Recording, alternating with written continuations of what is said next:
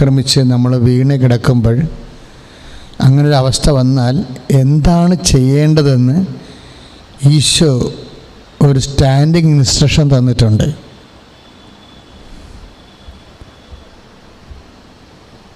എല്ലാ ഭാഗത്തു നിന്നും നമ്മൾ ആക്രമിക്കപ്പെട്ട് വേട്ടയാടപ്പെട്ട് അങ്ങ് ഇരുന്ന് പോകുമ്പോൾ വാട്ട് വി ഷുഡ് ഡു, എന്ത് ചെയ്യണമെന്ന് ഈശോ ഒരു സ്റ്റാൻഡിങ് ഇൻസ്ട്രക്ഷൻ തന്നിട്ടുണ്ട്. അത് ഈശോയ്ക്ക് 800 വർഷം മുമ്പ് ഈശോയെക്കുറിച്ച് ഉള്ള ഒരു ക്രിസ്തു ആവിഷ്കാരമാണ്. ഐസയ 53:10 അവൻ തൻ്റെ രക്തത്തിൽ പിറക്കുന്ന പുതിയ തലമുറയെ കണ്ട് അവൻ ആശ്വാസം പ്രാപിച്ചുവെന്നും പ്രത്യാശയാണ് സഫറിൻ സർവ്വനൻ്റെ. അപ്പോൾ വിട്ടുകൊടുക്കാത്ത ഒരു ദൈവശക്തി. വേദനയുണ്ട്, മുൾക്കിരീടമുണ്ട്, കുരിശുണ്ട്, ചമ്മട്ടിപ്പാടുകളുണ്ട്. എങ്കിലും ദുരന്തത്തിന് തന്നെ വിട്ടുകൊടുക്കാത്ത ഒരു ഈശോയാണ് നമുക്ക് മുന്നിലുള്ള ഒരു വെല്ലുവിളി. വീണ്ടും ഈ അവസ്ഥയിലും പ്രത്യാശിക്കുക. എന്താണ് പ്രത്യാശിക്കുന്നത്? പുതിയൊരു തലമുറ ദൈവത്തെ അന്വേഷിക്കുകയും വിശ്വസിക്കുകയും ആശ്രയിക്കുകയും അതിജീവിക്കുകയും ചെയ്യുന്ന ഒരു പുതിയ തലമുറ തൻ്റെ രക്തത്തോടു കൂടി തൻ്റെ പുനരുത്ഥാനത്തോടു കൂടി ഉണ്ടാകുമെന്നുള്ള ഒരു പ്രത്യാശ. സഫറിങ് സർവൻ്റിൻ്റെ ഏറ്റവും വലിയ ഹോപ്പാണത്. എനിക്ക് ആ സഫറിങ് സർവൻ്റെ ഭാഗങ്ങൾ വായിക്കുമ്പോൾ, സഹനദാസൻ്റെ ഭാഗങ്ങൾ വായിക്കുമ്പോൾ എന്നെ വല്ലാത്ത ശക്തിപ്പെടുത്തിയിരിക്കുന്നത് ഈ ഐസയ 53:10. ഇത്രയും കഷ്ടപ്പാടുകളാണ്, കൊല്ലാൻ പോകേണ്ട കുഞ്ഞാടാണ്, അതുപോലെ രോമം കത്തിരിക്കുന്ന മുമ്പിൽ അവൻ മൗനമായി നിന്നു. ഇങ്ങനെ കുറേ കാര്യം പറയുമ്പോഴും അവസാനം പറയും ഇത്രയും കഷ്ടപ്പാടുണ്ടായിട്ടും അവൻ വിട്ടുകൊടുത്തില്ല എന്ന് പറയും. ഇവിടെയാണ് യേശു ജോബിനേക്കാൾ ഉയർന്നു നിൽക്കുന്നത്. ജോബ് ഇങ്ങനെ വിട്ടുകൊടുക്കണ പോലെ പതറിപ്പോകണ പോലെ നമുക്ക് തോന്നും. ജോബ് പതറിയ പഴയ നിയമത്തിലെ എല്ലാവരും പതറിയെന്നതിൻ്റെ അർത്ഥം. കാര്യം ജോബിനെ പോലെ ആരുമില്ലായിരുന്നു. ഇത് ജോബിനേക്കാൾ വെട്ടി ഉയർത്തി നിൽക്കുകയാണ്. ഇത്രയും സാഹചര്യങ്ങളുണ്ടെങ്കിലും ഞാനിതിനെ അതിജീവിക്കും. ഒരു തലമുറ, ഇനി വരുന്ന പുതിയ തലമുറ ഇതിനെ അതിജീവിക്കുമെന്ന് എൻ്റെ ഈ സഹനത്തിലൂടെ, സഹനം കൊണ്ട് ഇങ്ങനെ കുറേ പ്രത്യാശയാണ് ഈശോയ്ക്കുള്ളത്. ഞാനത് പറയാൻ കാരണം, ഇന്ന് ലോകാരോഗ്യ സംഘടന പറഞ്ഞിരിക്കുന്നത് ഇത് കൊറോണ കൂടുമെന്നാണ് പറഞ്ഞിരിക്കുന്നത്. അടുത്ത മാസം ഡിസംബർ വരെ ആകുമ്പോൾ അമേരിക്കയിൽ മരണം 5 ലക്ഷം ആകുമെന്നാണ് പറഞ്ഞിരിക്കുന്നത്. അപ്പോഴും ഞാനിന്നലെ പറഞ്ഞത് എന്താണ്, ഈ ജപമാല തീരുമ്പോൾ അതോടുകൂടി കൊറോണയുടെ കൗണ്ട് ഡൗൺ ആകുമെന്നാണ്. ഇപ്പോൾ ലോകാരോഗ്യ സംഘടന ഇങ്ങനെ പറഞ്ഞാലും ഞാൻ എൻ്റെ വിശ്വാസം മാറ്റത്തില്ല. എന്താ കാര്യം? ഞാൻ കൗണ്ട് ഡൗൺ ചെയ്യണമെന്ന് തന്നെ പറയും. ഇതാണ് ഇപ്പോഴത്തെ സിറ്റുവേഷൻ. പരിശുദ്ധ അമ്മ നേരിട്ടിറങ്ങി വന്ന് ഇത് കൗണ്ട് ഡൗൺ ചെയ്യിക്കണം. കാര്യം അമേരിക്കയിൽ മരണം 5 ലക്ഷം എന്ന് പറയുമ്പോഴേ നമ്മുടെ മനുഷ്യരാശിയുടെ കയ്യിൽ നിന്ന് ഇത് വിട്ടുപോയി എന്ന് പറയുമ്പോൾ ലോകവ്യാപകമായൊരു ഗ്ലോബൽ കറ്റാസ്ട്രോഫിയാണ് നടക്കുന്നത് ശരിക്കും. അപ്പോൾ അങ്ങനെ വരുമ്പോൾ അമ്മ തന്നെ നേരിട്ടിറങ്ങാൻ വേണ്ടിയാണ് നമ്മൾ ജപമാല ചൊല്ലി പ്രാർത്ഥിക്കുന്നത്. അതാണ് നമ്മുടെ വിശ്വാസം. കൃപാസന ആൾക്കാരെ ജീവനോടെ പ്രത്യക്ഷപ്പെട്ട അമ്മയുടെ മധ്യസ്ഥതയിലാണ് ഇപ്പോഴും ഇന്ന് 28 ലക്ഷം ജപമാല പൂർത്തിയാകണത്. അപ്പം അങ്ങനെ പൂർത്തിയാകുമ്പോൾ ഈ ജപമാല മുഴുവനും എന്താണെന്ന് വെച്ചാൽ, ഒരു കാലത്ത് കൃപാസന ആൾക്കാരെ ജീവനോടെ പ്രത്യക്ഷപ്പെട്ട പരിശുദ്ധ അമ്മയെ അടിസ്ഥാനപ്പെടുത്തിക്കൊണ്ട് നമ്മൾ ഒരു മാസം മുഴുവനും 35 ലക്ഷം ജപമാല ചൊല്ലി അന്ന് മുതലേ ലോകത്തുള്ള കൊറോണ സബ്സൈഡാകാൻ തുടങ്ങിയെന്ന് ഒരടയാളം നമുക്ക് കിട്ടുകയാണെന്നുണ്ടെങ്കിൽ അത് ദൈവമഹത്വത്തിന് വലിയൊരു കാരണമാകും. ഇപ്പോൾ ജപമാല പ്രാർത്ഥിക്കുന്നവരൊക്കെ ആ ഒരു മനസ്സ്, അതായത് ഇപ്പോൾ സഹനമായിരിക്കാം, പക്ഷേ ഇപ്പോഴ് സഹനമായിരിക്കുമ്പോൾ തന്നെ ഐസയ 53:10 എപ്പോഴും എങ്ങനെയാണെന്നറിയാവോ, സഹനത്തിൻ്റെ എല്ലാ സാഹചര്യങ്ങളിലും ദൈവം വലിയ പ്രത്യാശ കൊടുക്കും. കാര്യം ബൈബിൾ അങ്ങനെയാണ് ഡിസൈൻ ചെയ്തിരിക്കുന്നത്. എന്ത് സഹനം വന്നാലും ഉടനെ ഒരു പ്രത്യാശയുടെ ഒളി കാണിച്ചു കൊടുക്കും. അതായത് ഇതുപോലെ തന്നെ നമ്മൾ, എൻ്റെ സഹോദരങ്ങളെ, എനിക്ക് നിങ്ങളോട് ഒരു ഉപദേശമുണ്ട്. ഞാൻ കോളേജിൽ പഠിക്കുമ്പോൾ എൻ്റെ കൂടെ പഠിക്കുന്ന പിള്ളേരൊക്കെ പറയുമേ, ഓ ഇവൻ ഇനി ഉപദേശ സമിതി ചേർന്നിരിക്കുകയാണ്, ഇനിയൊക്കത്തെ കാലത്ത് എന്നാ ഉപദേശമാടാ, അല്ലെങ്കിൽ കേൾക്കുക ഉപദേശം നിൻ്റെയൊക്കെ എന്ന് കൂട്ടുകാരെന്നെ വിളിച്ച് കളിയാക്കുമായിരുന്നു. അപ്പം ഞാൻ ഈശോയോട് പറയാമായിരുന്നു, ഈശോനെ ശരിയായിരിക്കും അല്ലേ, ഞാനൊക്കെ അച്ഛനാകുമ്പോൾ 85 ആവും. ഇപ്പം 77 ഈ പിള്ളേരുടെ ഡയലോഗ്. അപ്പം ഞാൻ അച്ഛനാകുമ്പോൾ 85 ആവും. അന്നൊക്കെ ഉപദേശത്തിന് ഒരു വിലയുണ്ട്. ഈ ഉപദേശികളെന്ന് പറയുമ്പോൾ തന്നെ ആൾക്കാർ 4 കാലം വീണ് ഒടുങ്ങിയിരിക്കും. ആ സ്ഥാനത്ത് ഞാനും ഒന്നും പ്രത്യാശിച്ചായിരുന്നില്ല. അങ്ങനെ വരത്തില്ല. പൗരോഹിത്യം അർത്ഥവത്താകും. കർത്താവ് എൻ്റെ പൗരോഹിത്യം കൊണ്ട് അപ്രസക്തമാക്കി കളയത്തില്ല എന്ന് എൻ്റെ മനസ്സിൽ ഞാനൊന്ന് പ്രത്യാശയുള്ളൂ. ഇങ്ങനെ കുട്ടികളെ, എൻ്റെ കൂട്ടുകാരിങ്ങനെ പറയുമ്പോഴും. പക്ഷേ എന്ത് പറ്റി അവസാനം എന്താ വെച്ച് കഴിഞ്ഞാൽ, അച്ഛനായി കഴിഞ്ഞതിന് ശേഷവും ഇന്നത്തെ ഒരു അവസ്ഥയൊക്കെ നോക്കിക്കഴിഞ്ഞാൽ ആൾക്കാർ ഉപദേശത്തിന് വേണ്ടി 6 മാസം വരെയൊക്കെയാണ് ചീട്ടെടുത്ത് പോയിരിക്കണത്, കൊറോണയ്ക്ക് മുമ്പേ. അപ്പം അതിൻ്റെ അർത്ഥം എന്താ? എല്ലാം സത്യമാണ്. ദൈവം വിചാരിച്ചാൽ നമ്മൾ മറ്റ് മനുഷ്യരൊന്നും പറയണ കേട്ട് നമ്മൾ വിശ്വസിക്കരുത്. എപ്പോഴും ഉണ്ടാകണത് എങ്ങനെയെന്നറിയോ എൻ്റെ സഹോദരങ്ങളെ? ഇപ്പം ജോമാല അച്ഛൻ്റെ കൂടെ നിങ്ങൾ ചെല്ലണത് കൊണ്ട് ഞാൻ പറയുകയാണ്, നിങ്ങളുടേത് മാത്രമായ ഒരു വിശ്വാസം തരാൻ വേണ്ടി പ്രാർത്ഥിക്കണം. ഇപ്പം നമ്മൾ പലപ്പോഴും ഫോളോ ചെയ്യണത് ആരുടെങ്കിലും വിശ്വാസം മാതൃകയാണ് ഫോളോ ചെയ്യണത്. അല്ലാതെ നിങ്ങളുടേത് മാത്രം, നിങ്ങളുടെ സെൽഫ് ഫെയ്ത്ത് എന്ന് പറയുന്ന ഒരു സീരിയസ് വിഷയമാണ്.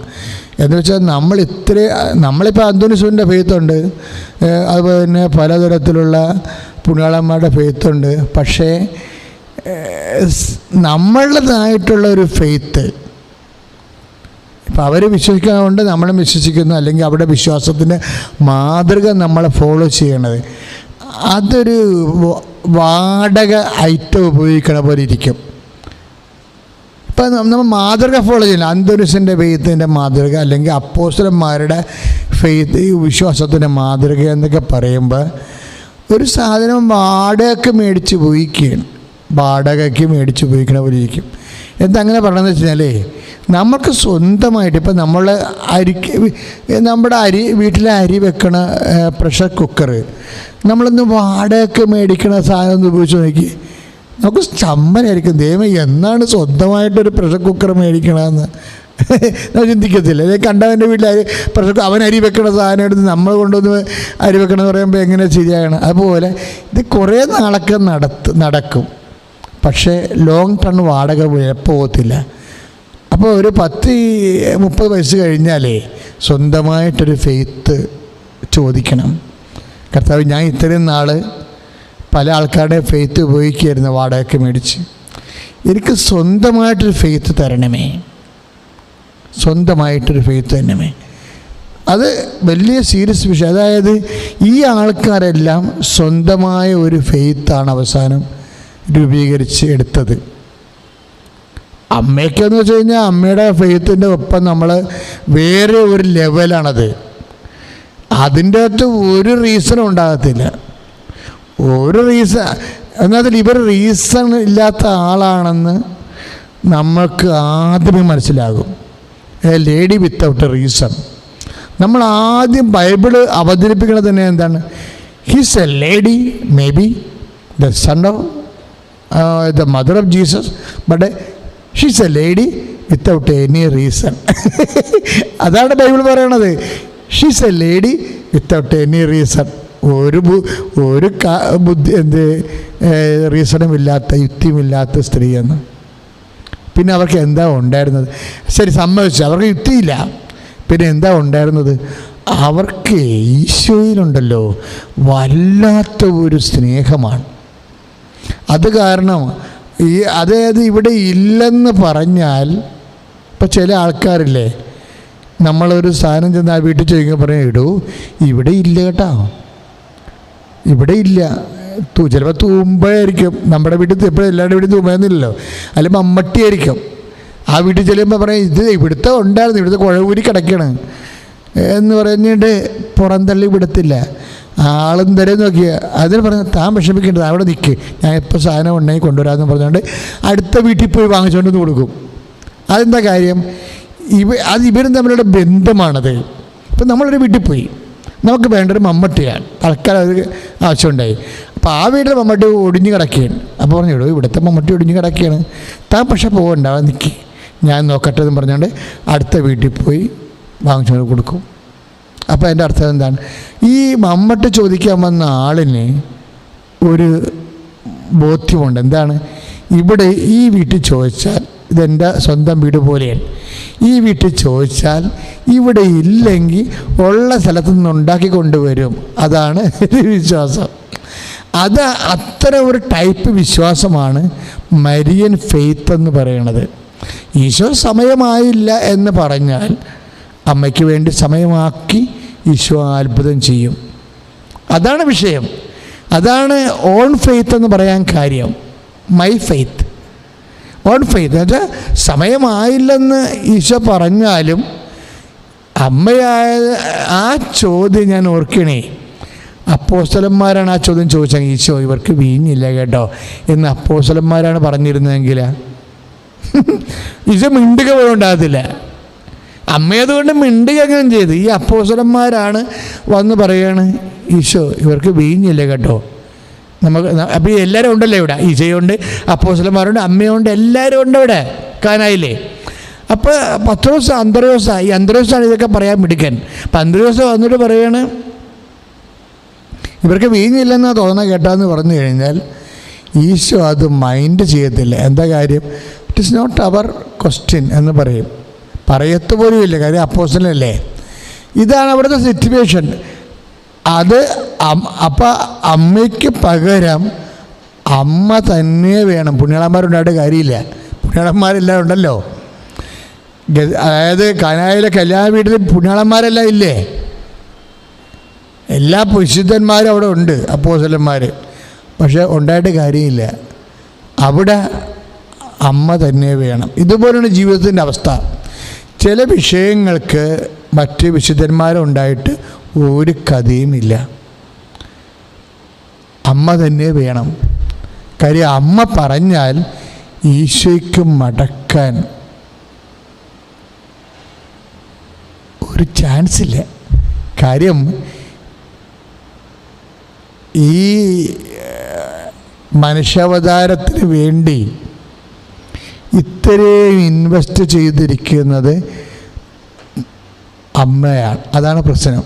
അമ്മ വെറുതെ അല്ലേ, വെറുതെ നമ്മളിപ്പോൾ അമ്മയായതുകൊണ്ടെന്നല്ല.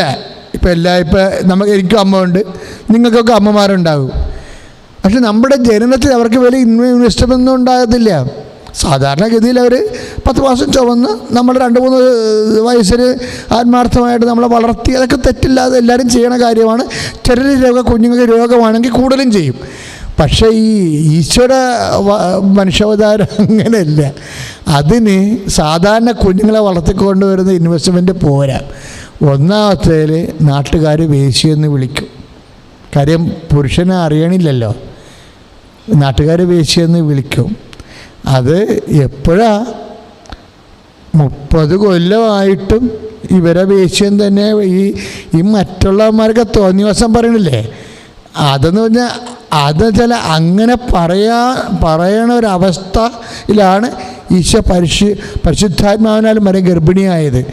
അപ്പോൾ ഇവൻ ആ തച്ചൻ്റെ മകനല്ലേ എന്ന് ചോദിച്ചിട്ട് ചിലർ മർക്കോസ് പറയും ഇവൻ മറിയത്തിൻ്റെ മകനല്ലേ എന്ന് ചോദിക്കും. നാട്ടുകാർ ചോദിക്കണേ എന്ന് വെച്ചാൽ അപ്പനില്ലാതെ ഉണ്ടായല്ലെന്ന് ചോദിക്കണേ. അത് ഭയങ്കര ആക്ഷേപമാണ് ചോദിക്കണതേ. അപ്പോൾ ഇതെല്ലാം ആരാണ്? ഇവരുടെ ഇൻവെസ്റ്റ്മെൻറ്റാണ്. യേശു എന്നൊരാളെ പിതാവിൻ്റെ കയ്യിൽ നിന്ന് വാങ്ങിച്ച് മനുഷ്യരാശി കൊടുത്തതിന് മറിയം നടത്തിയ ഇൻവെസ്റ്റ്മെൻ്റ് ഉണ്ട്. ഇതൊന്നും അണ്ടർ എസ്റ്റിമേറ്റ് ചെയ്യാനും പറ്റത്തില്ല. ഏത് സമയമായില്ലെന്നൊക്കെ പറഞ്ഞാലും അമ്മയുടെ കുറച്ച് ഇൻവെസ്റ്റ്മെൻ്റ് ഉണ്ട്. ഇവിടെ ഒന്നും ആർക്കും ചെയ്യാൻ പറ്റത്തില്ല. അമ്മയോട് കരുതിക്കൂട്ടി ചെയ്തിട്ടുള്ള ചില സബ്മിഷൻസ് ഉണ്ട്. അന്ന് അമ്മ, നമ്മൾ പറയും, അവർ പറഞ്ഞ ഒരു വാക്കിന് 1000 കിലോ സ്വർണത്തിൻ്റെ വിലയാണെന്ന് നമ്മൾ പറയും.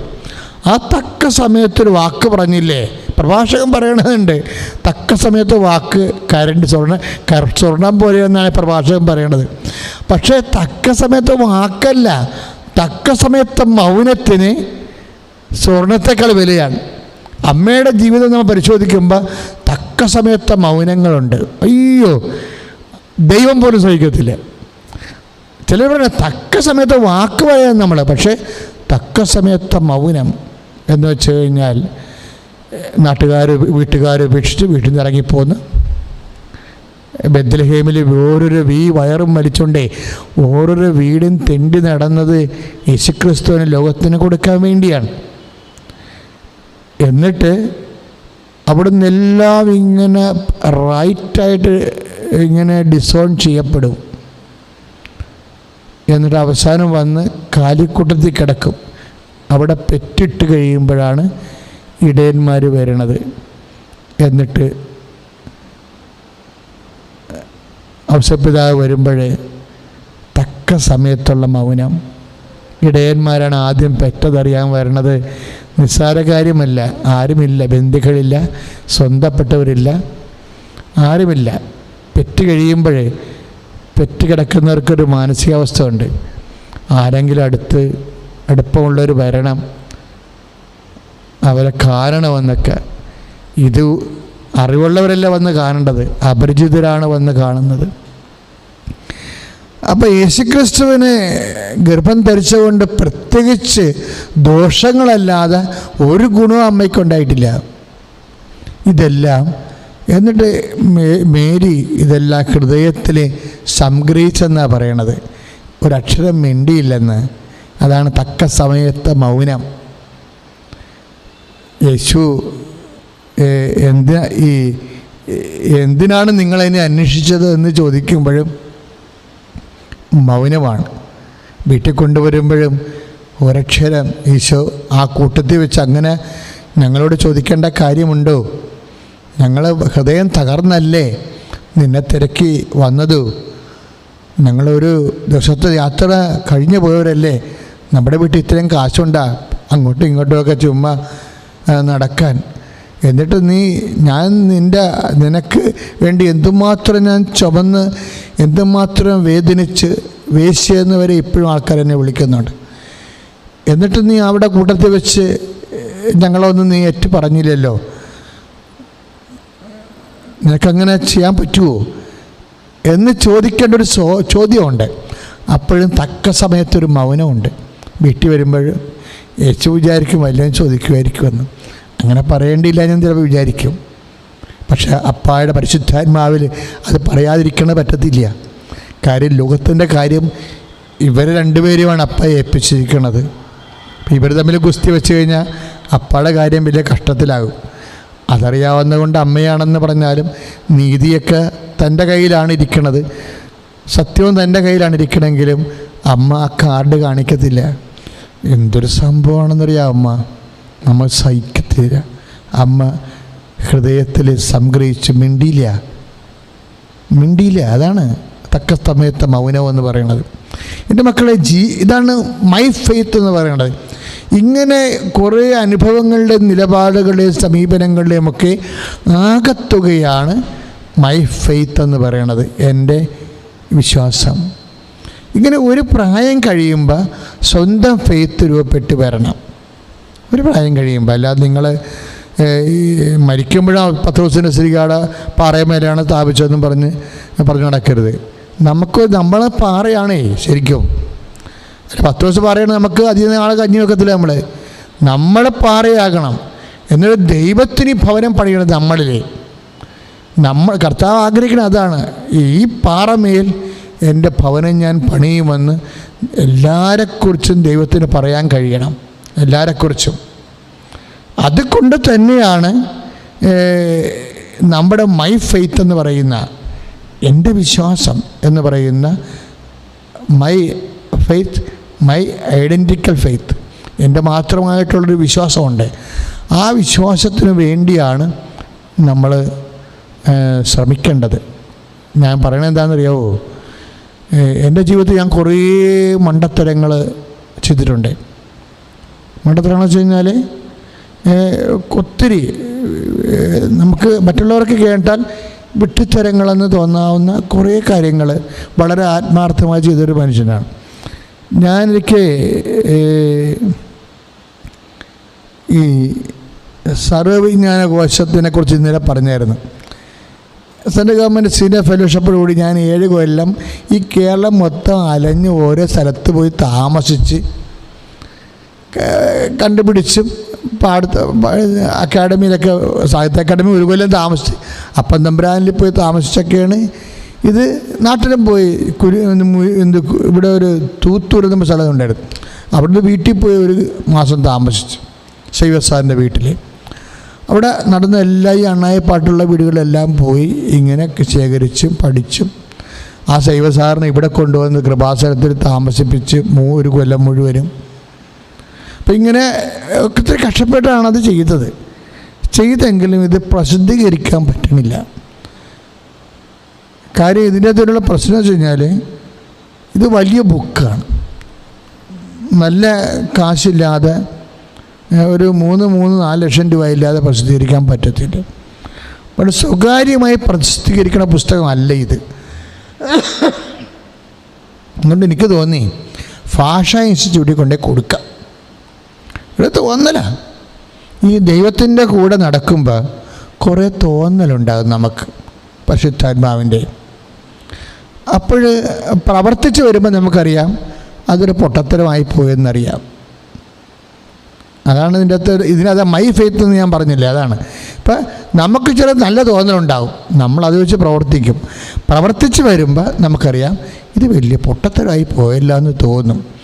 പക്ഷേ വിശ്വാസിയാണെങ്കിൽ പിന്നെയും പൊട്ടത്തരമാണ്, വഴിതെറ്റിപ്പോയെന്ന് പറഞ്ഞാലും ഞാൻ ആ വഴിക്ക് തന്നെ പോകും.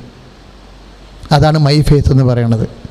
നമുക്ക് കുറച്ച് നാൾ സഞ്ചരിച്ച് കഴിഞ്ഞാൽ പറഞ്ഞു, ഇതല്ലല്ലോ വഴി, ഈ വഴി പോയാൽ നമ്മൾ വെറുതെ സമയം വേസ്റ്റാകുമല്ലോ, തിരിച്ച് നടക്കേണ്ടി വരുമല്ലോ എന്ന് പറഞ്ഞാലും, ആ വഴി തെറ്റിപ്പോയെന്ന് എനിക്ക് തോന്നിയാലും ആ വഴി കൂടി തന്നെ പോകും. അതെന്താ പ്രശ്നം വെച്ച് കഴിഞ്ഞാൽ ആണ് ഞാൻ പറഞ്ഞത്. അതെന്താ അങ്ങനെ ചെയ്യണമെന്ന് വെച്ച് കഴിഞ്ഞാൽ അതാണ് മൈ ഫെയ്ത്ത് എന്ന് വെച്ചാൽ എന്താണ്, എൻ്റെ ദൈവം എന്നെ തോൽപ്പിക്കത്തില്ല. എൻ്റെ മണ്ടത്തരത്തിന് ഞാൻ മണ്ടത്തരം കാണിച്ചു തരും, കാര്യം ശരിക്കും കാണിച്ച് കാണാം. കാര്യം കുറേ ചെടുത്തിമാർ വന്ന് എന്നോട് പറഞ്ഞാൽ ഇടിയും തല്ലിലും കൊണ്ടിട്ട് മനുഷ്യ കിടന്ന് ഉറങ്ങാൻ പറ്റണില്ല അച്ഛാ, എന്ത് കഷ്ടമായിപ്പോയി അച്ഛാ എന്നും പറഞ്ഞ്, ഞങ്ങൾക്ക് ജീവിക്കേണ്ട അച്ഛാ, ഒന്ന് സഹായിക്കച്ചാ, ഞങ്ങളുടെ നാട്ടിലുള്ള ഷാപ്പൊന്ന് മാറ്റിത്തരാൻ പറഞ്ഞു. അപ്പം ഞാൻ ഈ ചെടുത്തിമാർ കൂട്ടത്തോടെ വന്നല്ലേ പള്ളി വന്ന് നിലവിളിക്കണത്. ദൈവമേ, അവിടെ നിലവിളി കണ്ടപ്പോൾ ഞാൻ ഈ കള്ളുകുടിയന്മാരുടെ ഇടി കണ്ടിട്ട് ഒത്തിരി വിഷമിച്ചിട്ടുള്ള ആളാണ്. അപ്പം ഞാൻ വിചാരിച്ചു കുഴപ്പമില്ല, നമുക്ക് അവിടെ പോയി നിങ്ങളുണ്ടായാൽ മതി, നമുക്ക് സമരം ചെയ്യാമെന്ന് പറഞ്ഞു. എൻ്റെ ഇവരുടെ നിലവിളിയും കേട്ട് ഞാനവിടെ പോയി മധുനിരോധ യൂണിറ്റ് സ്ഥാപിച്ച് സമരം തുടങ്ങി. ഒരു 2 മാസം കഴിഞ്ഞ്, 1 മാസം കഴിഞ്ഞപ്പം ഹൈക്കോടതിയിൽ നിന്ന് എനിക്കൊരു പേപ്പർ, ആദ്യം മജിസ്ട്രേറ്റിൽ നിന്ന് വന്നിട്ട് പിന്നെ അവിടെ നിന്നും വന്നു. അതായത് ഇത് ഞങ്ങളെ നിയമപ്രകാരം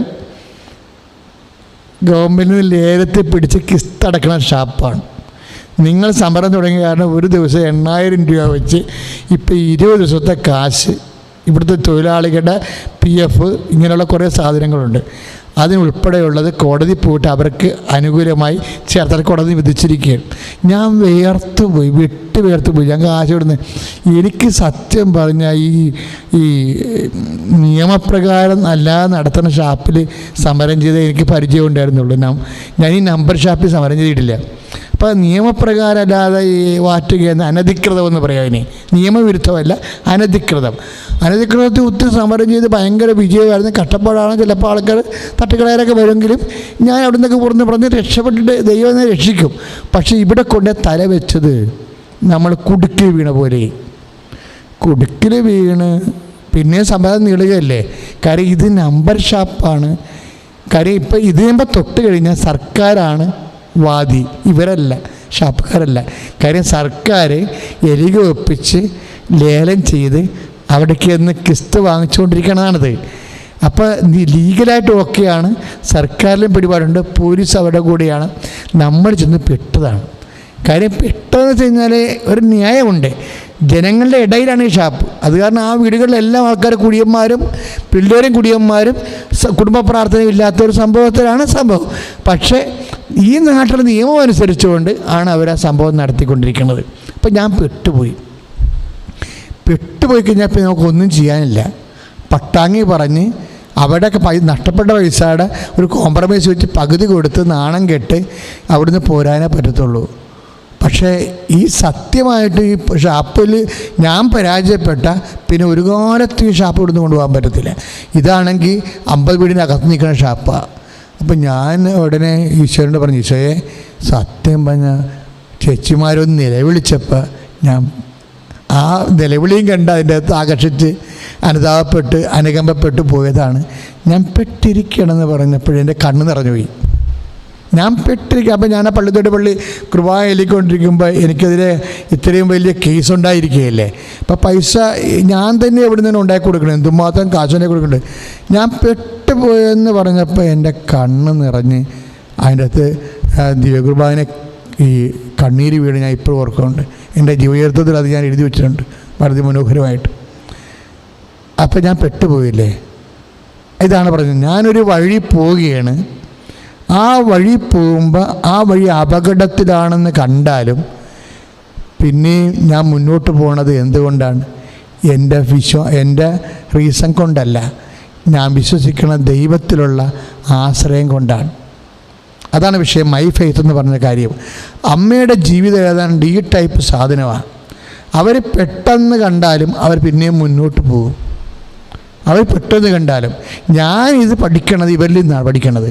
ഈ മൈ ഫെയ്ത്ത് പഠിക്കണത് ഇവരിൽ നിന്നാണ് പഠിക്കണത്. അപ്പം ഞാനിത് ഈ പുസ്തകവും കൊണ്ട് ഞാൻ ആ ഷാപ്പിൽ നിന്ന് രക്ഷപ്പെടും കേട്ടോ. പറഞ്ഞില്ലല്ലോ, അത് പിന്നെ വേറെ ദിവസം സമാധാനത്തിൽ പറയാം. അപ്പം അതായത് ഈശോ തന്നെ ഇറങ്ങി വന്ന് രക്ഷപ്പെടുത്തിയ ഒരു സംഭവമാണ്. അപ്പം നമുക്ക് നാളെ മറ്റന്നാളെ ഇനിയും ദിവസം കൊണ്ട് പറയാം. ഇപ്പം ഞാൻ പറയാൻ പോണത് ഈ സർവ്വവിജ്ഞാന കോശം കൊണ്ട് ഞാൻ ഭാഷ ഇൻസ്റ്റിറ്റ്യൂട്ട് അപ്പം എനിക്ക് യാത്ര ചെയ്യുമ്പോൾ ഒരു പ്രശ്നമുണ്ട്. കാര്യം പണ്ട് റേഡിയോ മാങ്കോയൊക്കെ ഇറങ്ങുമ്പോഴേ അവർക്കൊരു പരസ്യം ഉണ്ടായിരുന്നു. എന്താണ്? കൊല്ലമാണെങ്കിൽ ഇപ്പം ഞാൻ വടക്കോട്ടാണ് പോണെങ്കിൽ ആലപ്പുഴ ചെല്ലുമ്പോൾ കൊല്ലത്ത് തങ്കശ്ശേരി ഇനി 100 പാട്ടകലെ 100 പാട്ട് കഴിഞ്ഞ് കഴിഞ്ഞാൽ കാര്യം ഈ വണ്ടി പോകുമ്പോൾ ഈ റേഡിയോ മാങ്കോയൊക്കെ വണ്ടിയിലല്ലേ, കാറിലല്ലേ റേഡിയോ വർക്ക് ചെയ്യണത്. അപ്പം നിങ്ങൾ പാട്ട് വെക്ക്. നിങ്ങൾ 20 അല്ലെങ്കിൽ 30 പാട്ട് കഴിയുമ്പോൾ നിങ്ങൾ തങ്കശ്ശേരി എത്തും. അപ്പോൾ തങ്കശ്ശേരി എത്തിക്കഴിയുമ്പോൾ ട്രിവാൻഡ്രം പറയുമ്പോൾ ട്രിവാൻഡ്രം ഉടനെ മാങ്കോയുടെ പരസ്യം വരും. ട്രിവാൻഡ്രം 50 പാട്ടകലെ എന്ന് വെച്ചാൽ നിങ്ങൾ റേഡിയോ ഈ കാറിൽ ഓൺ ചെയ്ത് റേഡിയോ വെക്ക്. അത് ആ പാട്ട് നിങ്ങൾ എണ്ണിക്കോ, 50ാമത്തെ പാട്ടിൽ നിങ്ങൾ ട്രിവാൻഡ്രത്തിരിക്കുമെന്ന്. ഇത് എനിക്ക് ശരിക്കും വലിയ ഇൻസ്പിറേഷൻ വന്നു. അത് ഞാൻ ദൈവം ഇത് കൊള്ളാതില്ല പരിപാടി, നമുക്ക് പാട്ട് കേൾക്കാൻ താല്പര്യമില്ല. അപ്പോൾ ഞാൻ ഓർക്കും ശരി ട്രിവാൻഡ്രം, ഇവിടുന്ന് ട്രിവാൻഡ്രം വരെ കൊന്തയിലും, ഇത് ട്രിവാൻഡ്രം വരെ ഇവിടുന്ന് ഇറങ്ങുമ്പോൾ തന്നെ തുടങ്ങും കൊന്ത ജപമാല. അപ്പം ഞാൻ കയറിയാം ട്രിവാൻഡ്രത്ത് നമ്മൾ ചിലപ്പോൾ 24 കൊന്ത എന്ന് പറയുമ്പോൾ നമ്മൾ ട്രിവാൻഡ്രത്തെത്തും. അങ്ങനെ ഞാൻ അപ്പോൾ ഇവിടെ തൃശ്ശൂർ പോകണമെങ്കിൽ 22 കൊന്തയാണ്. ഞാൻ കണ്ണൂർ പോകണമെങ്കിൽ നമുക്ക് 64 കൊന്ത വരെ ചെല്ലാൻ പറ്റും. ഞാൻ ഇവിടെ എല്ലായിടത്തും ഈ ജപമാലയിൽ പോയിട്ടുള്ള സ്ഥലങ്ങളിൽ. അപ്പം നമ്മളുടെ ദൂരങ്ങൾ നിശ്ചയിക്കുന്നത് നമ്മുടെ ജപമാലയുടെ എണ്ണത്തിലാണ്. ഇങ്ങനെ വന്ന് അത്രയും ഞാൻ കൃത്യമായിട്ടാണ് ഈ സർവ്വവിജ്ഞാന കോശം കൊണ്ട് ഭാഷ ഇൻസ്റ്റിറ്റ്യൂട്ടിൽ പോയത്. ഭാഷ ഇൻസ്റ്റിറ്റ്യൂട്ട് ഇപ്പോൾ വലിയ ഇഷ്ടമായിരുന്നു അവർക്ക്. അവർ വാങ്ങിച്ച് വെച്ചു. പക്ഷേ നല്ല വർക്കാണ്, ഗംഭീരമായിട്ടുണ്ടെന്നൊക്കെ പറഞ്ഞെങ്കിലും ഞാൻ പിന്നെ അത്രയും ഒരു പ്രത്യാശ തന്ന കാരണം ഒരു 3 മാസം കൂടുമ്പോൾ തന്നെ ഇത് എവിടം വരെ ആയെന്നൊക്കെ അറിയാൻ വേണ്ടി ഒന്നും ആയില്ലച്ചാ കമ്മിറ്റി കൂടണം എന്ന് പറയും. അപ്പോൾ കമ്മിറ്റി കൂടി വെച്ചാൽ അപ്പോൾ അതിനൊരു ഫൈനാൻസ് ആക്ഷൻ. അപ്പോൾ അടുത്ത 3 മാസം കഴിയുമ്പോൾ പിന്നെയും ചെല്ലും. അപ്പോൾ അവർ ഫൈനാൻസ് ആക്ഷൻ അത് വിട്ടിട്ടുണ്ട്, വരണം. പിന്നെ അത് കഴിയുമ്പോൾ പറയും ഇവിടെ ഈ വർഷത്തെ ഫണ്ടൊക്കെ അലോട്ട്മെൻറ്റ് കഴിഞ്ഞാൽ അപ്പം അതുകൊണ്ട് ഫണ്ടില്ല, ചിലപ്പോൾ അടുത്ത വർഷത്തേക്ക് ആകും എന്നൊക്കെ. അപ്പോൾ നോക്കി എന്നെ സംബന്ധിച്ചുള്ള എന്തുമാത്രമാണ്. ഞാൻ 4 പ്രാവശ്യം ട്രിവാൻഡ്രത്ത് പോയിട്ടുണ്ട് ഈ ഒരു കാര്യത്തിന് വേണ്ടി. അപ്പോൾ എൻ്റെ ജപമാല എത്രയാണ്? 24 ജപമാല വെച്ച് ഞാൻ 8 പ്രാവശ്യം അങ്ങോട്ടും ഇങ്ങോട്ടും ചെല്ലിയിട്ടുണ്ട്. അപ്പോൾ എത്ര ജപമാലയായി ശരിക്കും? എത്ര ജപമാലയായി? അവസാനം 1.5 കൊല്ലം കഴിഞ്ഞപ്പോഴേ ഈ ജപമാലയില്ല. അപ്പോൾ അവർ പറയാണ്, ഫാദർ സോറി, ഇത് ഒരു എൻസൈക്ലോപ്പീഡിയയാണ്. അപ്പം അതുകൊണ്ട് ഞങ്ങൾക്ക് ഭാഷ ഇൻസ്റ്റിറ്റ്യൂട്ടിന് എൻസൈക്ലോപ്പീഡിയ ടൈപ്പ് സാധനങ്ങൾ ചെയ്യാനുള്ള പ്രൊവിഷനില്ല. ഞങ്ങൾ സാധാരണ പുസ്തകങ്ങളൊക്കെയാണ് ചെയ്യണത് കൂടുതൽ. ഇപ്പോൾ എൻസൈക്ലോപ്പീഡിയ എന്ന് പറയുമ്പോൾ അവർ പിന്നെ ആത്യന്തികമായിട്ട് സൈദ്ധാന്തികമായിട്ടൊക്കെ സംസാരിച്ച് എന്നെ ബോധം കെടുത്തി. അവർ പറഞ്ഞ് എൻസൈക്ലോപ്പീഡിയ എന്ന് പറയുമ്പോൾ ഒരു എൻസൈക്ലോപ്പീഡിയക്ക് തന്നെ ഗവൺമെൻറ്റിന് ഒരു പ്രത്യേക ഡിപ്പാർട്ട്മെൻറ്റ്, അത് എൻസൈക്ലോപ്പീഡിയ സ്റ്റേറ്റ് എൻസൈക്ലോപ്പീഡിയ ഇൻസ്റ്റിറ്റ്യൂട്ട് എന്നൊക്കെ പറഞ്ഞു. അപ്പോഴാണ് എന്നായി വേണ്ടത് ഇത് ഞാൻ ചെന്നപ്പോൾ പറ, ഇതും കൊണ്ട് ചെന്നല്ലേ, ഇത് എൻസൈക്ലോപ്പീഡിയ ആണെന്ന് മനസ്സിലാൻ കണ്ടതല്ലേ. ഈ ഒരു സാധനം പറയാൻ വേണ്ടി 1.5 കൊല്ലം എന്നെ നടത്തി. 1.5 കൊല്ലത്തിനുള്ളിൽ ഞാൻ 24 ജപമാല വെച്ചൊരു 160 ജപമാല ചൊല്ലിയിട്ടുണ്ട്. അപ്പം ഞാൻ അമ്മയോട് ചോദിച്ചു, അമ്മേ 160 ജപമാല ഞാൻ ഇതിന് ചൊല്ലിയിട്ടുള്ളതാണ്. പക്ഷേ 160 ജപമാല ചൊല്ലി കഴിയുമ്പോൾ 1.5 കൊല്ലം കഴിയുമ്പോൾ എനിക്ക് കിട്ടുന്ന നെറ്റ് ഇഫക്റ്റ് എന്താണ്? അപ്പോൾ നമ്മുടെ ആധ്യാത്മിക ജീവിതത്തിൽ നമുക്ക് മനസ്സിലാകാത്ത കുറേ കാര്യങ്ങളുണ്ടാവും നമ്മുടെ ആധ്യാത്മിക ജീവിതത്തിൽ. എന്നാലും എൻ്റെ മക്കളോട് ഞാൻ കാലേ പിടിച്ച് പറയുകയാണ്, ദൈവത്തിന് മുമ്പിൽ ഒരിക്കലും നമ്മുടെ മുഖം ചുളിക്കരുത്. ദാറ്റ് ഈസ് ഒരു മനുഷ്യന് പറ്റാവുന്ന ഏറ്റവും വലിയ ട്രാജഡി എന്ന് പറയണത് ദൈവത്തിന് മുമ്പിൽ നമ്മുടെ മുഖം ചുളിക്കണതാണ്. കാര്യം നീ ചിലപ്പോൾ നാളെ സോറി പറയുമായിരിക്കും. നിൻ്റെ സോറി ദൈവത്തിന് പുഴുക്കി തരേണ്ട ഒരു കാര്യമില്ല. അത്രയും വിശപ്പം ദൈവത്തിനില്ല. അതൊക്കെ നിൻ്റെ കൈ വെച്ചാൽ മതി. പക്ഷേ വൺസ് നീ ഇത് പറഞ്ഞു പോയാൽ ഗർഭിണികളുടെ വയറിട്ട് തോണ്ടണ പോലെ ഇരിക്കും. ഇപ്പോൾ ഗർഭിണികളൊക്കെ കഴിയുമ്പോൾ 8-ാം മാസം 6-ാം മാസം എന്ന് പറയുമ്പോൾ അതിൻ്റെ മൂത്ത കൊച്ചൊക്കെ ഉള്ളതാണെങ്കിൽ മൂത്ത കൊച്ചു വന്ന് അമ്മയുടെ ഈ അമ്മയുടെ വീർത്ത വയറിൻ്റെ അവിടെ നിന്ന് വെച്ചാൽ അമ്മച്ചി വിശക്കണമെന്ന് തോണ്ടത്തില്ലേ? അവർ വയറിട്ടത് തോണ്ടണത്, അമ്മച്ചിയുടെ തോണ്ടണാണ് അവർ. പക്ഷേ അവിടെയൊക്കെ നഖം ഉണ്ടെങ്കിൽ ആ ഇളയ കൊച്ചിനെ പ്രഗ്നൻ്റ് ആണെന്നുണ്ടെങ്കിൽ അമ്മയുടെ വയറിട്ട് കൊള്ളും. വയറിട്ട് കൊണ്ട കുഴപ്പം എന്താണെന്ന് വെച്ച് കഴിഞ്ഞാൽ അത് സാരി കൊടുക്കണ പാകമില്ലേ നമ്മൾ. അപ്പം അവിടെ ഈ ഗർഭിണികളുടെ വയറ് ഇപ്പോൾ ഈ 8 മാസം എന്നൊക്കെ പറയുമ്പോൾ ബോഡി ലൂസാകുന്ന സമയമാണ്.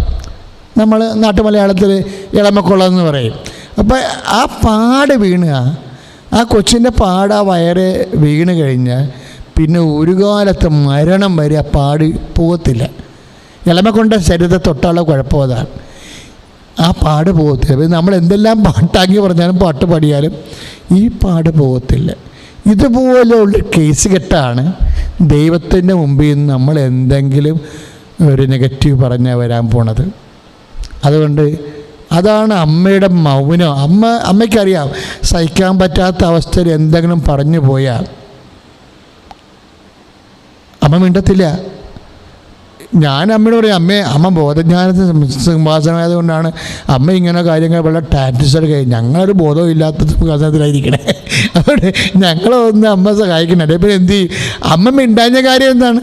പരിശുദ്ധാത്മാവ് കൊണ്ട് മിണ്ടല്ലേ എന്ന് പറയും. പരിശുദ്ധ കൊണ്ടും കാര്യമെല്ലാം പറഞ്ഞു പോയാലേ അപ്പൻ്റെ മനസ്സ് സാധനം കിടക്കും. തീർന്നില്ലേ? അപ്പം അതിന് 5 മാർക്ക് പോയി. അപ്പം തന്നെ 5 മാർക്ക് പോയി. അപ്പം ഇങ്ങനെ അതുകൊണ്ട് അമ്മ എപ്പോഴും മൗനം പാലിക്കും. ഞാനും ഈശ്വരനോട് ചോദിച്ചില്ല, ഞാൻ ചോദിച്ചു. നമ്മളൊരു 160 ജപമാലയോളോ 1.5 കൊല്ലം ഇൻവെസ്റ്റ് ചെയ്തിട്ടുണ്ട്. പക്ഷേ ഇറ്റ് ഈസ് റിജക്റ്റഡ്. അപ്പോൾ ഉടനെ ഞാൻ തുമ്പമൺ തോമസ് എന്ന് പറഞ്ഞൊരാളുണ്ട്, അങ്ങേരാണ് ഈ സ്റ്റേറ്റ് എൻസൈക്ലോപ്പീഡിയയുടെ ആൾ. അവിടുന്ന് ട്രിവാൻഡ്രത്തിൻ്റെ അടുത്ത് തന്നെയാണ്. ഇപ്പം ഞാൻ ലൊക്കേറ്റ് ചെയ്യണില്ല എവിടെയാണ്, കിഴക്കേക്കോട്ട എവിടെയാണ് ഈ സംഭവം. അവിടെ കൊണ്ടുപോയി തുമ്പമൺ തോമസ് എന്ന് പറഞ്ഞത് മരിച്ചുപോയി. പക്ഷേ ഭയങ്കര രസകരമായ പെരുമാറ്റം. അദ്ദേഹത്തിൻ്റെ 2 സ്റ്റാഫുമാണ് സ്റ്റേറ്റ് ഇൻസ്റ്റിറ്റ്യൂട്ടിലുള്ളത്. അവർ ഗവൺമെൻറ് ഓഫീസർമാരാണെന്ന് നമ്മൾക്ക് തോന്നത്തില്ല.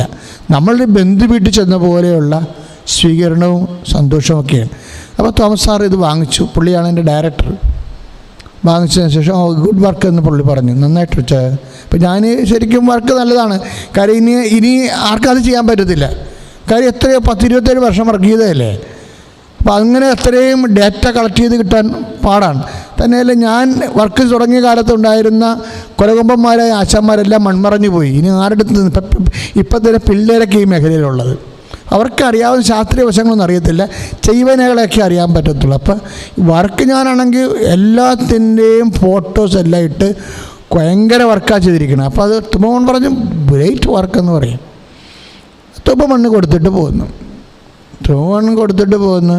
ഇതുപോലെ വീണ്ടും 24 കൊന്ത അങ്ങോട്ട്, 24 കൊന്ത ഇങ്ങോട്ട്, 24 കൊന്ത അങ്ങോട്ട് ചൊല്ലി.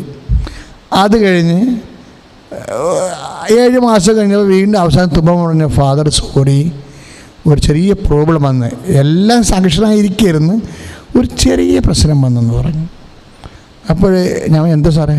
അതേ, ഇത് ചവിട്ട് നാടക എൻസൈക്ലോപ്പീഡിയയാണ്. ഇത് എൻസൈക്ലോപ്പീഡിയ ഇൻസ്റ്റിറ്റ്യൂഷൻ പ്രസിദ്ധീകരിക്കുന്നത് ഗവൺമെൻറ് സംഭവമാണ്. പക്ഷേ ഈ ചവിട്ട് നാടകം ഞങ്ങൾ എടുത്താലുള്ള കുഴപ്പമെന്ന് വെച്ചാൽ, നമ്മൾക്ക് ഒരു 900ഓളം കലകളുണ്ട് കേരളത്തിൽ. നാളെ മാപ്പിളപ്പാട്ടിന് എൻസൈക്ലോപ്പീഡിയയും പറഞ്ഞുകൊണ്ടുവന്നാൽ ഞങ്ങളത് പ്രസിദ്ധീകരിക്കണം. പിന്നെ വേറെ അടുത്ത് ഒട്ടത്തുള്ളെന്നും പറഞ്ഞാൽ അതും ഞങ്ങൾ പ്രസിദ്ധീകരിക്കണം. പിന്നെ ആകെപ്പടെ കശപിച്ച് അവർ കോടതി പോവും. പിന്നെ അപ്പോൾ ഞങ്ങൾക്കിത് സോറി ഇതൊക്കെ പറഞ്ഞു. അപ്പോൾ എൻ്റെ എത്ര ജപമാല പോയി? 24, 48, 40, 96 ജപമാല ഇൻവെസ്റ്റായി. അപ്പോൾ ഞാനൊരു ദിവസം ഇപ്പം ഇത് റിജക്റ്റായില്ലേ, ഇനി എന്താണെന്ന് മാർഗം അറിയാൻ വേണ്ടി ഞാൻ MR തമ്പാൻ, ഒരു ഡീസൻറ്റ് ഫെല്ലോയാണ്, ഫാഷൻ സ്റ്റുഡൻറ്റ് ഡയറക്ടറാണ്, ഇപ്പോഴുള്ള ആളാണ്. ഞാൻ തമ്പാസാണ് സാറേ, ഇവിടുന്ന് റിജക്റ്റായപ്പോൾ ഇത് ഇപ്പം അവിടെ കൊണ്ടേ കൊടുത്ത് ഇപ്പം അവിടെ നിന്ന് റിജക്റ്റായിട്ടുണ്ട്, എന്നാ ചെയ്യണമെന്നത്. അതെ, അച്ഛൻ വേണമെങ്കിൽ സംഘനാട് അക്കാഡമി കൊണ്ടേ കൊടുക്കാൻ പറഞ്ഞു.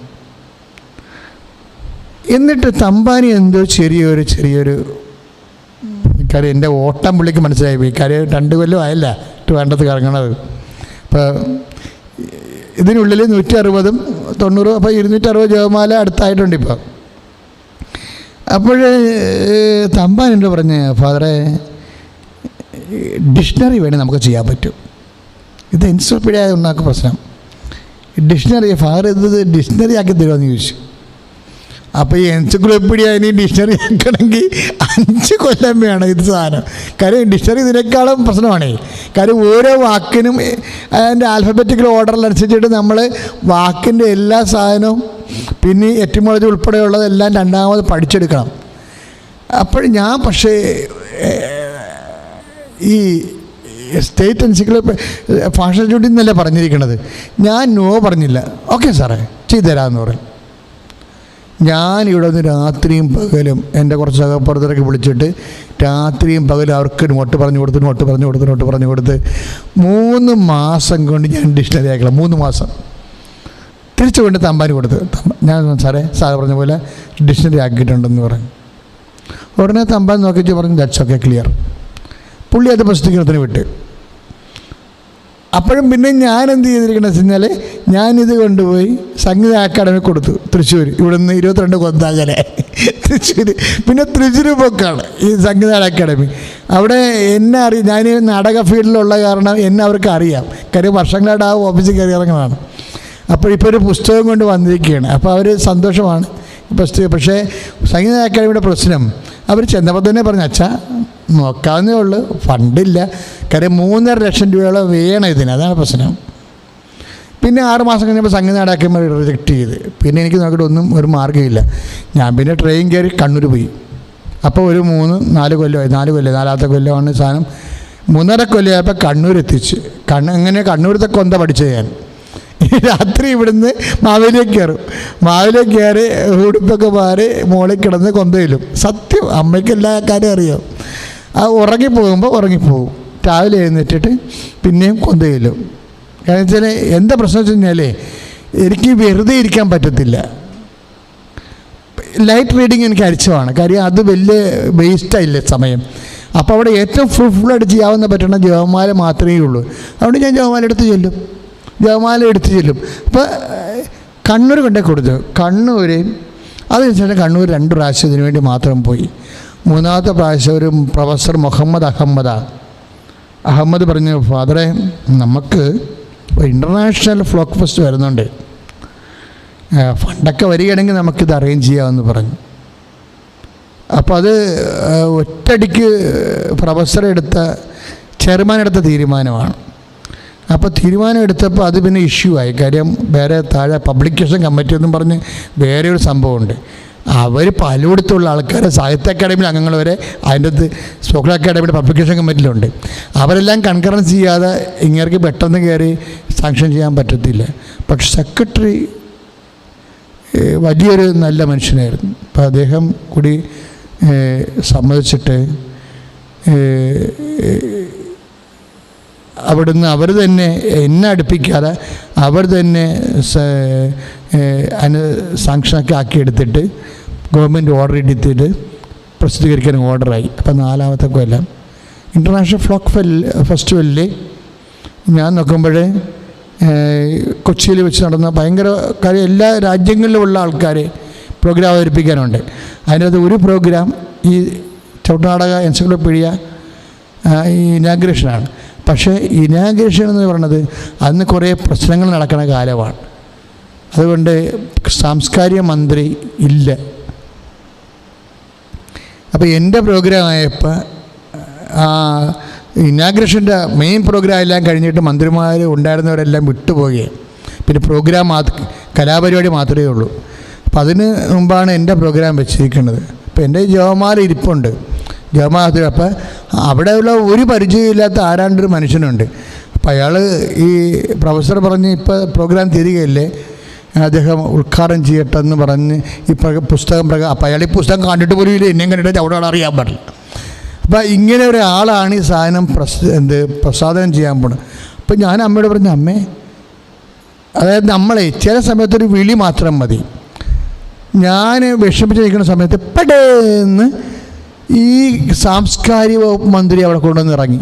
അയ്യോ, അത് വലിയ സംഭവമായി. ആ മനുഷ്യൻ സ്റ്റേജിലൂടെ കയറി വന്ന് അപ്പം തന്നെ പ്രൊഫസർ പറഞ്ഞ്, ദേ, അപ്പോൾ മന്ത്രിക്ക് എന്നെ നല്ലവണ്ണം അറിയാം, അയാളുടെ ഓഫീസിൽ അങ്ങയുടെ ഓഫീസിൽ ഞാൻ പോണതാണ്. അപ്പോൾ അത് അച്ഛൻ്റെ പുസ്തകമാണ്. ഇപ്പം ഇത് മിനിസ്റ്റർ ചെയ്ത് ഉദ്ഘാടനത്തിന് മുമ്പ് അല്ലെങ്കിൽ ആശംസയ്ക്ക് മുമ്പ് ഇതങ്ങോട്ട് പ്രകാശനം ചെയ്യാൻ പറഞ്ഞു. എൻ്റെ ദൈവമേ, എന്തൊക്കെ പരിപാടിയെന്ന് അറിയാൻ പാടില്ല.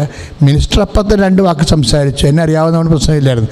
അതെന്ത് 2 വാക്ക് സംസാരിച്ചു, അപ്പം തന്നെ ഇത് പ്രകാശനം ചെയ്തു. അപ്പോൾ ഞാൻ ഇത് പറയാൻ കാരണം എന്ന് പറയുന്നത്, നമ്മൾ ഈ വഴിയിലൂടെ പോയത് ആ സമയത്ത് ഈ മിനിസ്റ്ററിനെ കൊണ്ടുവന്ന ആരാണ്? അമ്മയാണ്. ഇനി ഞാനീ പ്രാർത്ഥിച്ചിരിക്കുന്ന വിഷയം എന്താ? അതായത്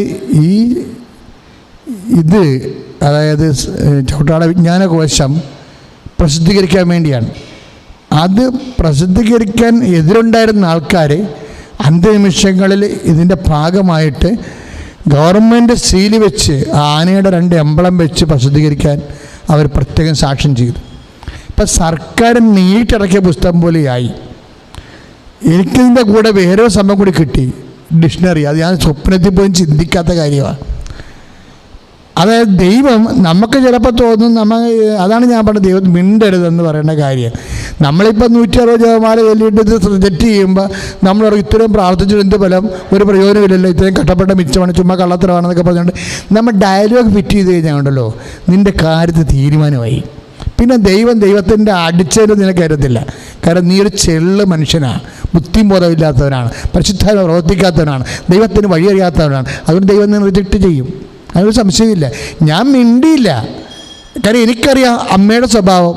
അമ്മയ്ക്കറിയാം എന്തെങ്കിലും കാര്യമില്ലാതെ ദൈവം അങ്ങനെ ചെയ്യത്തില്ലെന്ന്. പക്ഷേ ഞാൻ ചോദിച്ചത് ഇത് പ്രസിദ്ധീകരിക്കാനാണ്. എനിക്ക് തന്നത് ഗവൺമെൻറ് എംബ്ലം വെച്ചത് പ്രസിദ്ധീകരിക്കാൻ മാത്രമല്ല എനിക്ക് തന്നത്, എനിക്ക് എൻ്റെ പേരിൽ അതിൽ നിന്നൊരു ഡിക്ഷണറി ഉണ്ടാക്കാൻ വേണ്ടി. അത് ഭയങ്കരമായ ഒരു ബൈ പ്രോഡക്റ്റാണ്. അത് ഭാഷാ ഇൻസ്റ്റിറ്റ്യൂട്ടിൻ്റെ ഡിക്ഷണറി, അതുപോലെ തന്നെ സ്പോക്കൺ അക്കാഡമിയുടെ എൻസൈക്ലോപീഡിയയും ഒക്കെ ഒരു പ്രാർത്ഥന, ഒരു 400 ജപമാല 4 കൊല്ലമായിട്ട് ചൊല്ലിയിട്ടുണ്ട്. പക്ഷെ ജപമാല ചൊല്ലുക എന്ന് വെച്ചാൽ അതൊരു കൾച്ചറാണ്. അതൊരു നിലപാടാണ്. അല്ല നിങ്ങൾ ഒരു ജപമാല ചൊല്ലി ഞാൻ കണ്ടീഷൻ എന്ന് പറഞ്ഞുകൊണ്ട് വായും പൊളിച്ച് 2 കോട്ടുവായി കിട്ടുകൊണ്ടൊക്കെ ചൊല്ലിയിട്ട് വലിയ ആനക്കാര്യം ചെയ്തെന്ന് പറഞ്ഞുകൊണ്ട് ദൈവത്തിൻ്റെ അടുത്ത് വന്നാൽ നടക്കത്തില്ല. ദൈവം ടെസ്റ്റ് ചെയ്യും. ടെസ്റ്റ് ചെയ്യുമ്പോൾ ദൈവത്തിന് മനസ്സിലാകണം ഇത് നല്ല ക്വാളിറ്റിയുള്ള സാധനമാണെന്ന് മനസ്സിലാകണം. അങ്ങനെ വന്നാൽ വാരിക്കോരി ചെയ്യും. നമ്മൾ ചോദിക്കണമല്ല. കർത്താവ് പറഞ്ഞിട്ടുണ്ട്, നീ ചോദിക്കുന്നതിന് കൂടുതലായി നൽകുമെന്ന്. വെറുതെ നൽകണമല്ല, മറിച്ച് നമ്മളൊരു വിശ്വാസം ദൈവത്തിന് വരണം. അതുകൊണ്ട് എൻ്റെ മക്കൾ ജപമാല തുടങ്ങിയിരിക്കുകയാണ്. പലരും ചിലർ ചൊല്ലിക്കൊണ്ടിരിക്കുകയാണ്. ചിലപ്പോൾ നമുക്ക് ഒരു പുസ്തകത്തിന് ഒരു ജപമാല പോലും വേണ്ട. ഞാൻ ചിലപ്പോൾ ചില ആൾക്കാരുടെ കാര്യമൊക്കെ ഞാൻ ചില ഭയങ്കര ക്യാൻസർ രോഗികളെയൊക്കെ കൊണ്ടുവന്നിട്ട് ഈ അമ്മയുടെ ഗ്ലാസ് മുട്ടിച്ചിട്ട് അമ്മ എന്ന് മാത്രമേ വിളിക്കത്തുള്ളൂ. പിന്നെ അവർ പിറ്റേ ആഴ്ച വന്ന് ഇവിടെ സാക്ഷ്യം പറഞ്ഞിട്ടുണ്ട്. ഇപ്പോൾ അത്രയേ ഉള്ളൂ, അമ്മയെന്നൊരു വിളി മതി. ചില സമയത്ത് അമ്മ ഒരു 10,000 പ്രാവശ്യം അങ്ങനെ ജപമാല ചൊല്ലിയിട്ടുണ്ടെങ്കിലേ അതിന് ദൈവത്തിന് എന്തെങ്കിലും കാരണങ്ങളുണ്ടാകും.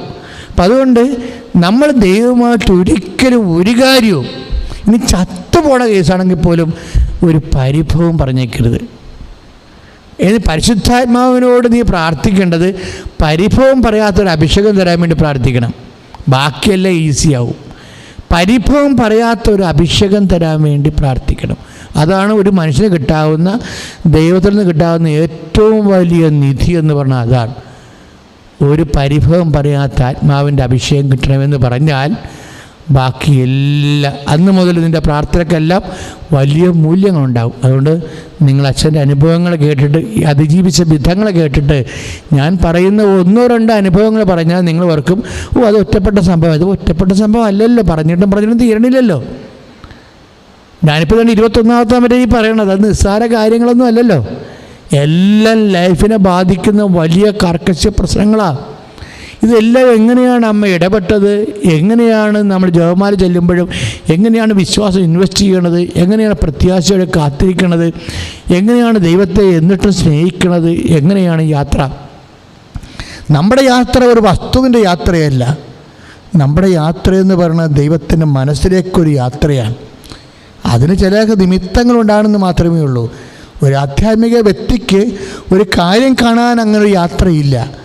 നമുക്കുള്ള കാര്യമെന്ന് പറയുന്നത് ദൈവത്തിൻ്റെ മനസ്സിലേക്കാണ് ഈ യാത്ര. വിശ്വാസത്തിൻ്റെ യാത്ര, പ്രത്യാശയുടെ യാത്ര, സ്നേഹത്തിൻ്റെ യാത്ര. കുറച്ചുകൂടി ചെന്ന് കഴിഞ്ഞാൽ സ്നേഹം പോലും പരാജയപ്പെടുമെന്ന് ബൈബിൾ പറയുന്നുണ്ട്. സ്നേഹം പോലും സ്നേഹത്തെ വലിയ സംഭവമായിട്ട് ബൈബിൾ അവതരിപ്പിക്കുമ്പോഴും ബൈബിൾ അവസാനം എഴുതി തീർക്കുമ്പോൾ മത്തായി പറയും, അല്ലെങ്കിൽ മർക്കോസ് പറയും, സ്നേഹമാണ് ഏറ്റവും വലുത്. കാര്യമൊക്കെ ശരിയാണ്, പക്ഷെ സ്നേഹത്തിന് വോൾട്ടേജ് പോകും, സ്നേഹവും പരാജയപ്പെടും. എപ്പോഴാണ്? അധർമ്മം വർദ്ധിക്കുമ്പോൾ സ്നേഹം തണുത്തു പോകുമെന്ന് പറയും. അപ്പോഴേ പിന്നെ നിൽക്കുന്നത് എന്താണെന്നറിയാം മക്കളെ? സമർപ്പണം. ഞാൻ ഇന്നും വിശ്വസിക്കുന്നത് തിയോളജിക്കൽ വെർച്യൂസിൻ്റെ 4ാമത്തെ വെർച്യുവാണ് സമർപ്പണമെന്നാണ്. അങ്ങനെ പഠിപ്പിച്ചിട്ടില്ല. പക്ഷേ ഒരു കാലത്ത് സഭയ്ക്ക് പഠിപ്പിക്കേണ്ടി വരും. 4ാമത്തെ ദൈവിക പുണ്യം എന്ന് പറയുന്നത് സമർപ്പണം. സ്നേഹത്തിൻ്റെ അപ്പുറത്തുള്ളതാണ്. അത് തുടങ്ങണത് യേശുവിൽ നിന്നും, അതിൻ്റെ ഉറവയെടുക്കുന്നത് പരിശുദ്ധ അമ്മയിൽ നിന്നുമാണ്. 2 ഉറവയിലാണ് സമർപ്പണത്തിനുള്ളത്. സമർപ്പണം ചെന്ന് സമർപ്പിതമായി കടലിൽ ചാടുന്നത് അപ്പൻ്റെ കാൽക്കീഴിലാണ് സമർപ്പിക്കേണ്ടത്. യേശുവായാലും അമ്മയായാലും. ജപമാല ഒരു വലിയ മുന്നേറ്റമാണ്. ജപമാല ഒരു വലിയ അന്വേഷണമാണ്. ജപമാല ഒരു യാത്രയാണ് ദൈവത്തിൻ്റെ മനസ്സിലേക്ക്.